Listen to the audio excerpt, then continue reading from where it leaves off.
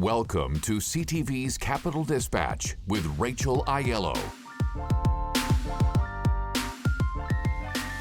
Hey everyone, I'm Rachel Aiello. Welcome to this week's edition of Capital Dispatch.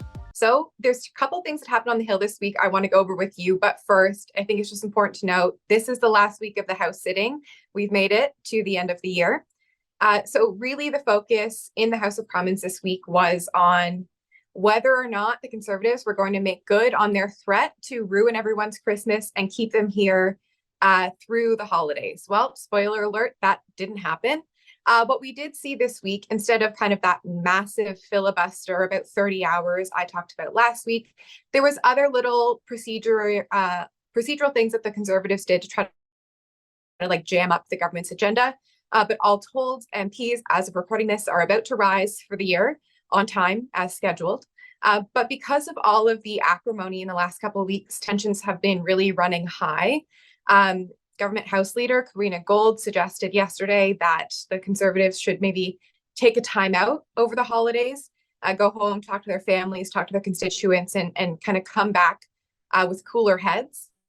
The Conservatives, though, are confident and steadfast in the approach they've taken. One of the MPs speaking to reporters was suggesting that the reason it is so intense in the House, or that it has been basically all fall, is because Canadians are hurting, the government doesn't recognize it, and the opposition is doing what they can to try to keep those issues alive. The NDP, reflecting on the fall sitting they had, were pretty happy with what they were able to accomplish, citing the new dental care plan that rolled out this week, as well as in the 11th hour, coming to an agreement on pharmacare. What essentially they've agreed to is that there will be a new deadline for the government to table a pharmacare framework piece of legislation. They were supposed to table and pass it by the end of this year. Obviously, that didn't come to fruition. So now they've been given an extension to March. So they're pretty happy about that, as well as getting that anti-scab bill through.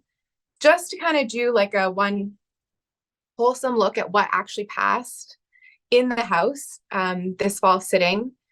Long story short, not a ton. About 5 government bills made it all the way through from September to now. Among them is that controversial gun control legislation that then Public Safety Minister Marco Mendicino managed to get through the House last May after spending about a dozen committee hearings and a dozen more days of debate over the last couple months in the Senate. It passed without changes on Thursday evening. They also managed to pass, finally, this affordable groceries and housing bill. As we've chatted about this one before, it was the first piece of legislation the government brought forward this fall.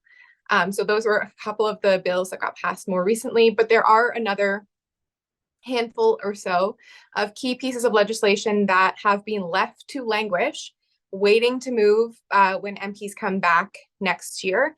Among them, the Canada-Ukraine Free Trade Bill, that anti-scab legislation I had just mentioned, as well as the government's fiscal statement implementation bill. So still lots for the government to do. They always say they got a lot done, but when you just look at the numbers, I don't think this was a very overly productive legislative chunk of time. But when you take a look at everything that was going on in the House and outside the House over the last couple of months, it was really quite an intense political fall. I do think there were a number of factors playing into the productivity we saw in the chamber. Speaking of in the chamber, the other thing I wanted to mention in terms of what happened on the Hill this week was we got a conclusion to the House Speaker Greg Fergus situation. Ultimately, the Procedure and House Affairs Committee decided that instead of asking for him to resign, they were going to issue a number of sanctions. This included him paying a fine, him giving an apology again to MPs. They included some specifics about what he needed to say in that apology, and Fergus delivered that Friday morning in the House. As well, they're asking the House administration to set up some new rules and parameters to ensure this kind of misjudgment about having a non-partisan speaker attend a partisan event doesn't happen again.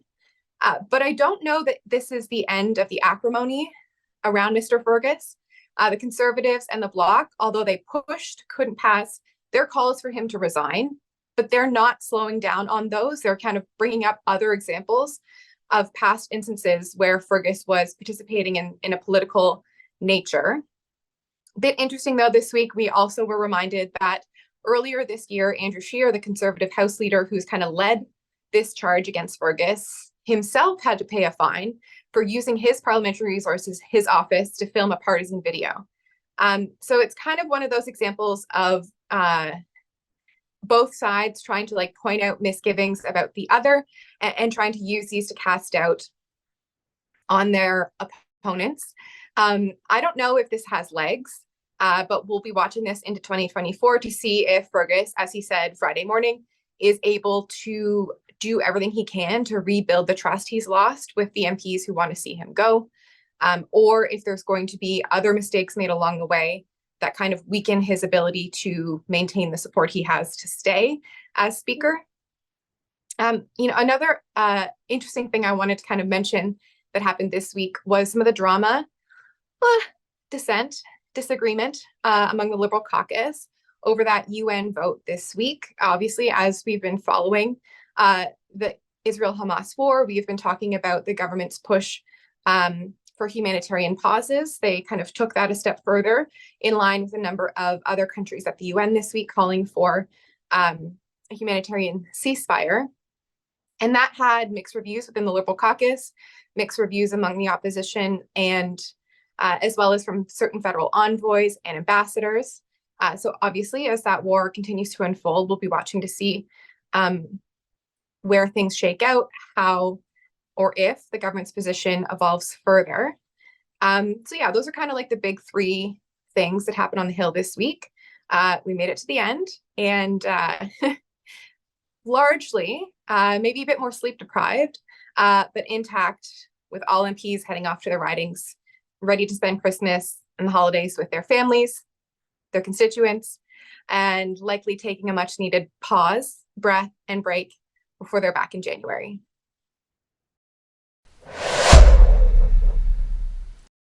It was the night before Christmas, and all through the nation, Liberal numbers were tanking to the PM's frustration. The Speaker was restless with nightmares in bed, while partisan videos danced through his head. As secular snowflakes made their Grinch-like descent, the Bloc says that Christmas is not a religious event. While the two Greens tried hard to make themselves heard, if co-leaders don't work, maybe try a third. When what to my wondering eyes should appear the Conservative leader bringing burgers, no beer, with his little red apple who votes through the nights. I knew in a moment this guy really bites.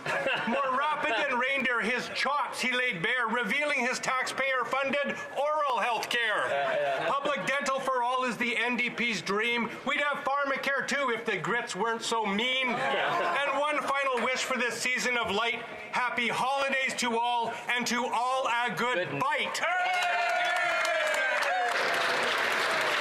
Okay, so that was NDP MP Don Davies in the House of Commons, giving what has become this parliamentary tradition of a Christmas poem.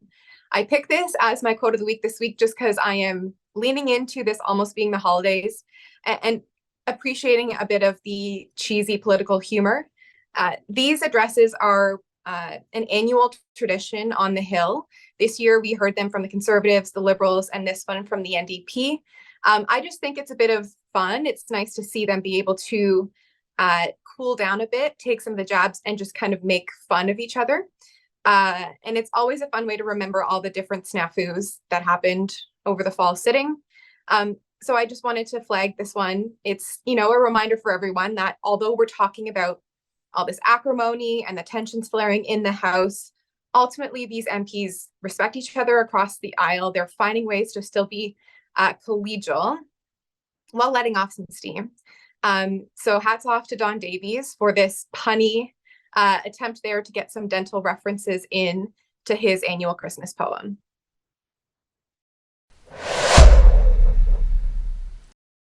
Okay, so this is usually the part of the video where I let you know what I'm watching for next week. But this is actually the last Capital Dispatch of the season because Parliament is about to adjourn for a month-long break. They won't be back until the very end of January. The next time I'll be popping up in your feeds or in your inbox will be early February, the first Friday after the House resumes. And so I don't have anything necessarily here to say about what I'm watching for next week. I think more so what I wanted to flag is what I'm watching for into next year. So while we're all going to take a pause for now, politics will hopefully take a bit of a break. There's obviously still a number of pressing issues this government and this country is facing. And I think what we'll be watching for as they come back next year is how they continue to handle those. Housing is a big one. We heard from Sean Fraser this week. Another one of the measures they're trying to do to try to address the housing crisis is reviving these wartime housing builds, coming forward with consultations in January about some sort of catalog of standardized designs. Essentially here, the point is to have like housing in a box. Like, you've approved this, the regulations are fine, you know, you've cut through all the red tape and you're able to kind of like take this blueprint and start mass producing these homes to try to help speed up home building. Obviously the economy, watching to see what happens with inflation. And then once Freeland is able to advance all the measures in her fall economic statement, what that starts to look like for Canadians if there is an impact. And then obviously just the political dynamics between the leaders. We watched Poilievre's attempt at a rebrand this fall. In the last couple of weeks, though, he's really leaned back into that attack dog version of himself. Will that last? I wonder if they were testing the waters a bit, given how high they still are in the polls, as well as what the Prime Minister is reflecting on over this holiday season and how he comes back in the fall. Obviously, it was a bit of a mix of a challenging personal and professional last number of months for Justin Trudeau. But they've now hired this new marketing guru to help them brand themselves and reframe the Liberal message. So I'll be watching to see what that looks like into the new year. And also just a note, NDP leader Jagmeet Singh has welcomed his second daughter into the world just recently. So congratulations to him. We'll be watching to see how that dynamic between the NDP and the Liberals with their supply and confidence deal, how that plays out into 2024. So all that said, thank you so much for watching these Capital Dispatch videos every week. I love bringing you the latest from Parliament Hill, keeping you up to date on what's going on, but also providing some analysis to help you kind of cut through the talking points. So I hope you have a lovely holiday, and I'll see you in 2024.